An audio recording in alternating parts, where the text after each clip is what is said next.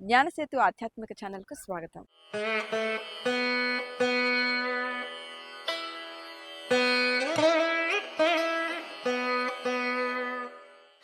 ఛానల్ని ఎవరైనా మొదటిసారి చూస్తున్నట్లయితే ఈ వీడియోని పూర్తిగా చివరి వరకు చూసి నచ్చితే లైక్ చేసి షేర్ చేయండి, సబ్స్క్రైబ్ చేసుకోండి. పక్కనే ఉన్న బెల్ ఐకాన్ క్లిక్ చేయండి. నిత్య జీవితంలో మీకు ఎదురయ్యే అనేక ధర్మ సందేహాలను కామెంట్ రూపంలో తెలియచేయండి. ప్రముఖ జ్యోతిష్య వేద పండితులు గణపతి శివాచార్య స్వామి గారు మీ సందేహాలకు సమాధానాలు తెలియజేస్తారు. నమస్కారం గురుగారు. శివోహం. గురుగారు, ఈ 2025 సంవత్సరం సెప్టెంబర్ మాసంలో సంభవించే గ్రహణానికి సంబంధించిన పూర్తి వివరాలు మన ప్రేక్షకులకు తెలియచేయండి. మనకి ఈ సెప్టెంబర్ మాసంలో 7వ తారీఖు నాడు మనకి గ్రహణం సంభవిస్తోంది. అది కూడా రాహుగ్రస్త చంద్రగ్రహణం, అనగా చంద్రుణ్ణి రాహుగ్రహం ద్వారా సంభవించేటువంటి గ్రహణం అని అర్థం. ఈ యొక్క గ్రహణం ఏ నక్షత్రాల్లో సంభవిస్తుందో మనం తెలుసుకుందాం. శతభిష నక్షత్రము, పూర్వభాద్ర నక్షత్రం వాళ్ళకి సంభవిస్తోంది. కుంభరాశిలో ఈ గ్రహణం సంభవిస్తోంది. కాబట్టి శతభిష నక్షత్రం వాళ్ళు, పూర్వభాద్ర నక్షత్రం వాళ్ళు, అలానే ఈ యొక్క కుంభరాశిలో జన్మించినటువంటి వారు ఎవరైతే ఉన్నారో మీరందరూ కూడా ఈ యొక్క గ్రహణాన్ని ఎవరు కూడా వీక్షించడానికి వీల్లేదమ్మా. అలాగే ప్రధానంగా గర్భిణీ స్త్రీలైతే అసలు ఏ నక్షత్రం వారైనా, ఏ రాశి వారైనా సరే ఈ యొక్క దర్శనాన్ని, అనగా గ్రహణ దర్శనాన్ని చేయకూడదు. అలాగే గ్రహణం యొక్క నీడ ఏదైతే ఉందో అది మీరు ఉన్నటువంటి చోటికి రాకుండా ఉండేటట్టుగా మీరు జాగ్రత్త పడాలి. అలాగే విడిగా ఉన్నటువంటి వారు గ్రహణాన్ని చూడవచ్చు. అలాగే కొంతమంది ఒక సందేహం వస్తుంది, ఏమండి మరి మేము ఈ యొక్క శతభిష నక్షత్రంలో పుట్టాము, లేదా కుంభరాశికి సంబంధించినటువంటి శతభిష నక్షత్రం అవ్వచ్చు, ధనిష్ట నక్షత్రం అవ్వచ్చు, ఈ యొక్క నక్షత్రాలు పుట్టామండి, మరి మేము నదీ తీరానికి వెళ్ళి జపం చేయదలుచుకున్నాము, మరి ఆ యొక్క నీడ మా మీద పడుతుంది కదా అనేటువంటి విషయం సందేహం కూడా కలుగుతుంది. అమ్మ, మనం ఎప్పుడైతే జపం చేయాలని సంకల్పం చేస్తామో ఆ స్నానం గ్రహణానికి ముందు ఒకసారి స్నానం చేస్తాము, గ్రహణం తర్వాత ఒకసారి స్నానం చేస్తాము. ఈ మధ్య కాలంలో ఉండేటువంటి గ్రహణ కాలంలో మనము భగవంతుడికి సంబంధించినటువంటి జపము, నామము, ఒక స్తోత్రము, ఏదైనా అష్టోత్తరము, ఏదోటి మనకు తోచిన విధంగా వచ్చినటువంటి వాటిని పారాయణ చేస్తూ ఉంటాం. ఎప్పుడైతే ఇవి పారాయణ చేస్తూ ఉంటామో భగవంతుడి యొక్క అనుగ్రహం చేత ఆ నీడ పడినా కూడా మనకి ఎటువంటి దోషాలు కలగవు అనేటువంటి విషయాన్ని ఒక్కసారి మీ అందరికీ కూడా గుర్తు చేస్తున్నాను. అలాగే మీరు జపం చేసుకునే వాళ్ళు చేసుకోండి, కానీ అవకాశం ఉన్నంత మటుకు తలెత్తి గ్రహణం చూసేటటువంటి ప్రయత్నం చేయకుండా ఉంటే మరీ మంచిది. ఇక పొరపాటున కంటపడిందా దానికి మనం చేయగలిగింది ఏం లేదు, మీరు చేసుకునేటువంటి జపమే మీకు రక్షగా మారుతుంది. అలాగే ఈ గ్రహణానికి ముందు చేసేటువంటి స్నానాన్ని పట్టు స్నానమని, గ్రహణం పూర్తయిన తర్వాత చేసే స్నానాన్ని విడుపు స్నానం అని అంటూ ఉంటారు. అయితే ఈ రెండు స్నానాలు కూడా తలస్నానమే చేయాలి. అంటే శిరస్నానం అనేటువంటిది మనం పైనుంచి చేసేటువంటిది శిరస్నానం, అంటే ఇక్కడి నుంచి కూడా మనం చేసేది శిరస్నానం అంటారు. ఈ శిరస్నానాన్ని పట్టు స్నానం అప్పుడు ఆచరించాలి, విడుపు స్నానం అప్పుడు ఆచరించాలి. అలా ప్రకారంగా భగవంతుడికి అనుగ్రహాన్ని గ్రహణ సమయంలో ఆ గ్రహణ బాధలు మనం పడకుండా ఉండేటట్టుగా చాలా మటుకు మనకు ఆదుకుంటుంది ఈ యొక్క జపం. అలానే ఈ నక్షత్రాల్లో జన్మించిన వాళ్ళు, లేదా ఈ యొక్క కుంభరాశిలో ఉన్నటువంటి వారు ఎవరైతే ఉన్నారో వారు ఈ గ్రహణం నుంచి 27 రోజుల లోపల ఎవరైనా సరే అవకాశం, ఓపిక, ఆర్థిక బలం కూడా ఉన్నటువంటి వాళ్ళు మీరు మీ యొక్క నక్షత్రం పైన హోమం చేయించుకోండి. అలానే ఈ గ్రహణ సమయంలో వేరే బ్రాహ్మణ చేత జపం చేయించుకోండి.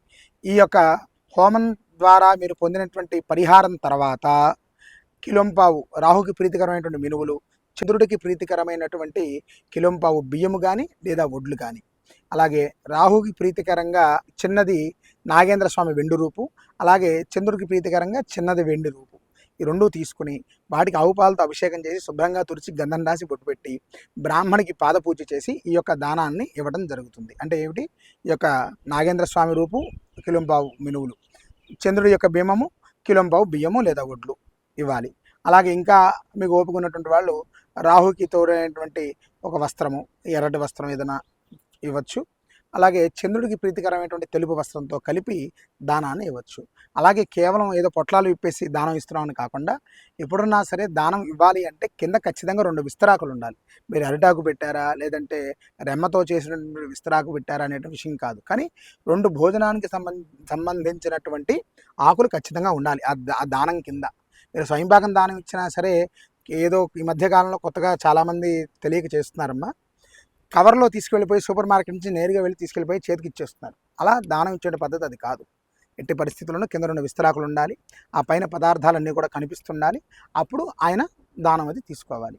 అలా ఈ ప్రకారంగా ఈ యొక్క 2 ధాన్యాలు కూడా దానం ఇవ్వండి. అలాగే ఇంకా ఓపిక ఉన్నటువంటి వారు స్వయంపాకాలు ఇత్యాదులు కూడా దానాలు ఇవ్వచ్చు. అలాగే ఈ గ్రహణం సమయంలో చేసినటువంటి జపం యొక్క తీర్థం కూడా తీసుకోవచ్చు. చాలామందికి తెలియదు, ఏం చేస్తారంటే గ్రహణ సమయంలో చేసినటువంటి జపం కదా, ఈ యొక్క జపతీర్థం తీసుకోవచ్చో లేదని సందేహం కూడా కలుగుతుంది. జపతీర్థం, జపం ద్వారా ఆ యొక్క తీర్థము అభిమంత్రించబడి అది పూర్తిగా పవిత్రంగా మారినటువంటి జలం కాబట్టి ఆ యొక్క తీర్థాన్ని మీరు తీసుకోవచ్చు. అలాగే ఈ గ్రహణ సమయంలో అన్ని దేవాలయాలు మూసి ఉంటాయి. కేవలం శ్రీకాళహస్తీశ్వర స్వామివారి దేవాలయం మాత్రం తెరిచి ఉంటుంది. ఎందుకంటే శ్రీ జ్ఞానప్రసూనాంబ సమేత కాళహస్తీశ్వర స్వామివారు వీరిద్దరే, అంటే భార్యాభర్తలు ఇద్దరు కూడా రాహుకేతు రూపంలో మనకి దర్శనమిస్తారు. ఇక్కడ ఈశ్వరుడే నవగ్రహాలకి అధిపతిగా పాలిస్తాడు. కాబట్టి ఈ క్షేత్రంలో ఈ యొక్క గ్రహణానికి సంబంధించినటువంటి నీడలు పడినా కూడా ఇటువంటి దేవాలయాలకి ఎటువంటి మైల దోషాలు కూడా అంటవు. అలాగే కొంతమందికి కొన్ని సందేహాలు ఏమిటంటే, ఏమంటే ఈ దేవాలయం మాత్రం ఎందుకు తీసి ఉంచుతారు, మిగతా దేవాలయాలు ఎందుకు మూసివేస్తారు అనేటువంటి విషయం. ఇప్పుడు ఆ చంద్రుడి యొక్క చంద్రగ్రహణం అవ్వచ్చు, సూర్యగ్రహణం అవ్వచ్చు, ఏమిటంటే నీడ పడుతూ ఉంటాయి. గ్రహణ సమయంలో భూమి మీద నీడ పడతాయి. నీడ పడినప్పుడు భగవంతుని యొక్క యంత్రశక్తికి ఆటంకం వచ్చేందుకు అవకాశం ఉంటుంది. కాబట్టి అటువంటి యంత్రశక్తి దెబ్బతింది అంటే లోపల ఉన్నటువంటి భగవంతుడి యొక్క శక్తి కూడా దెబ్బతింటుంది. భగవంతుడి యొక్క శక్తి దెబ్బతిన్నది అంటే మనుషులు ఏదైతే కోరికలు కొడతారో ఆ యొక్క కోరిక తీరడానికి సమయం పడుతుంది.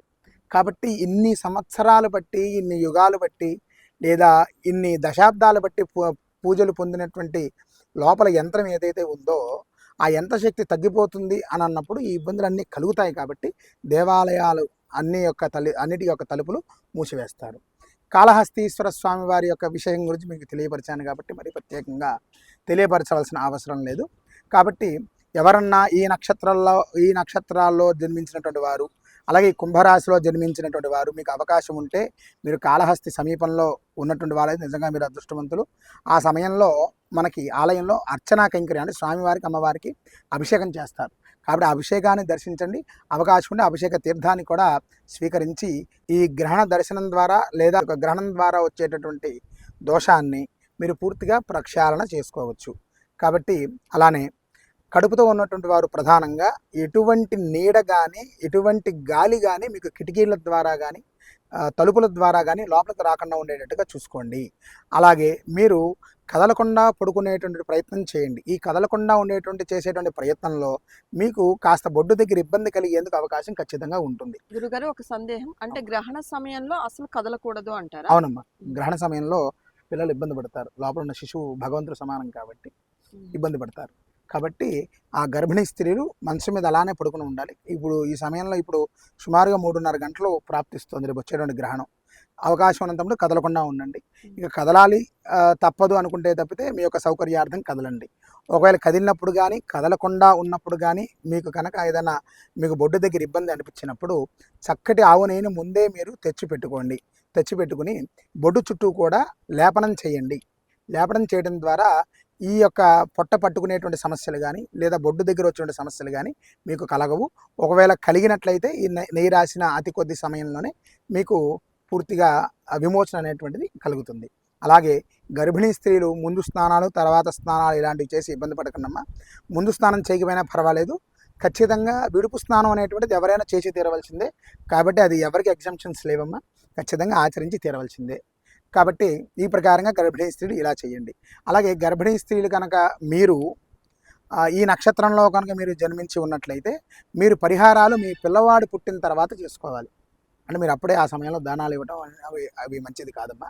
కాబట్టి మీకు శిశువు జన్మించిన తర్వాత, వాడికి పేరు పెట్టేసిన తర్వాత మీ సమీపంలో ఉంటున్న బ్రాహ్మణికి ఉన్నటువంటి విషయాన్ని తెలియపరిచి తద్వారా సంకల్పం చెప్పించుకుని ఈ దానాలు అనేటటువంటివి మీరు ఇచ్చి ఈ ప్రకారంగా మీకు ఉన్నటువంటి దోషాలని ప్రక్షాళన చేసుకోవచ్చు. మనకి పంచాంగాలను అనుసరించి కొన్ని పంచాంగాలు 9:59 అని, కొన్ని పంచాంగాలు 9:50 అని, కొంతమంది 9:45 అని రకరకాలుగా ఇచ్చారమ్మా. ఏదైతేనేమి సుమారుగా 9:45 అనేటువంటి మనం ఒక సమయం తీసుకున్నట్టయితే కనీసంగా మనకి 4 గంటల ముందు, అంటే సుమారుగా 5 గంటల లోపలే మీరు భోజనం చేసేసేయాలి. ఎవరైనా భోజనం చేసేవాళ్ళు కానీ, ఆహారం తీసుకునే వాళ్ళు కానీ, అల్పాహారం తీసుకునేటువంటి వాళ్ళు కానీ ఎవరైనా ఉన్నట్లయితే కనుక 5 గంటల లోపలే మీరు ఆహారాన్ని తీసుకోవాలి. ఎందుకంటే ఈ యొక్క ఆహారం ఏదైతే ఉందో అది గ్రహణ సమయానికి దగ్గర పడే కొద్దీ మైల దోషాలనే వర్తిస్తాయి. అలాగే మానవుడు తీసుకున్న ఆహారం ఎక్కువ శాతం మందికి 4 గంటల లోపల అరిగిపోతుంది. కాబట్టి మనం తీసుకున్నటువంటి ఆహారం గ్రహణ సమయానికి అది పూర్తిగా పచనం అయిపోయి ఉండాలి, అనగా అరిగిపోయి ఉండాలి. కాబట్టి మనం తీసుకున్న ఆహారం అరిగిపోయి ఉంటే కనుక మన శరీరంలో కూడా ఎటువంటి మైల ఆహారం మన పొట్టలో లేదు అనేటువంటిది నిర్వచనం.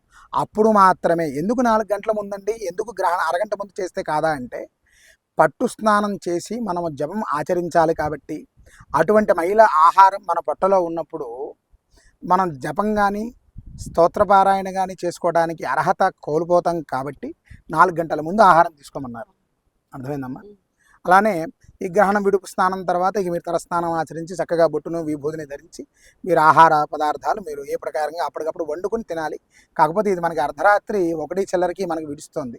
కాబట్టి మీరు అన్నము రవ పదార్థాలు లాంటివి కాకుండా అవకాశం ఉన్నందుకు ఫలానికి పళ్ళుకి ఎటువంటి ప్రకృతి పరంగా వచ్చినటువంటి పళ్ళకి లేదా ఆవు పాలకి ఎటువంటి దోషాలు ఉండవు. కాబట్టి గ్రహణం విడుపు జరిగిన తర్వాత మీకు ఇప్పుడు గ్రహణ సమయానికి తీసుకున్న సమయంలో ఆహారానికి మధ్యలో చాలా సమయం అనేటువంటిది వచ్చింది కాబట్టి ఖచ్చితంగా అందరికీ ఆకలి వేస్తుంది.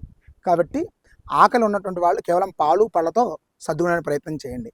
చంటి పిల్లలు ఎవరైతే రోజు పిల్లల దగ్గర నుంచి 5వ సంవత్సరం నిండకుండా ఉన్నటువంటి పిల్లలు ఎవరైతే ఉన్నారో వారికి ఎటువంటి ఆహార నియమాలు ఏమీ ఉండవు, ఎటువంటి స్నాన నియమాలు ఏమీ ఉండవు. కానీ గ్రహణం తర్వాత మాత్రం ఖచ్చితంగా ఎవరైనా స్నానం చేయవలసిందే. ఎటువంటి ఆహార నియమాలు అయితే ఉండవు, వాళ్ళని విడిచిపెట్టేసేసేయండి. పెద్దవాళ్ళు, ఊహ వచ్చినటువంటి వాళ్ళు, ఊహ తెలిసినటువంటి వాళ్ళు, ఆధ్యాత్మిక మార్గంలో ప్రయాణం చేసేటువంటి వారు, ఎటువంటి దోషము మనకు రాకూడదు అనేటటువంటి ప్రయత్నం చేస్తున్న వాళ్ళు, తపన పడుతున్న వాళ్ళు మాత్రము ఆహార నియమాలని, గ్రహణ నియమాలని, జప నియమాలని, స్నాన నియమాలన్నింటినీ కూడా ఆచరించి గ్రహణ దోషాలని పూర్తిగా మీరు ప్రక్షాళన చేసుకోవచ్చు. ఈ ప్రకారంగా గ్రహణం నాడు ఈ జాగ్రత్తలు పడుతూ ఇటువంటి నియమాలను అనుసరిస్తూ పూర్తి ఆరోగ్యవంతులుగా గ్రహణ దోషాలన్నీ కూడా పోగొట్టుకున్న వారి ఆ భగవంతుడి యొక్క ఆశీస్సులకి పాత్ర కావాలని కోరుతున్నాము. శివోహం. సర్వే జనా సుఖినో భవంతు.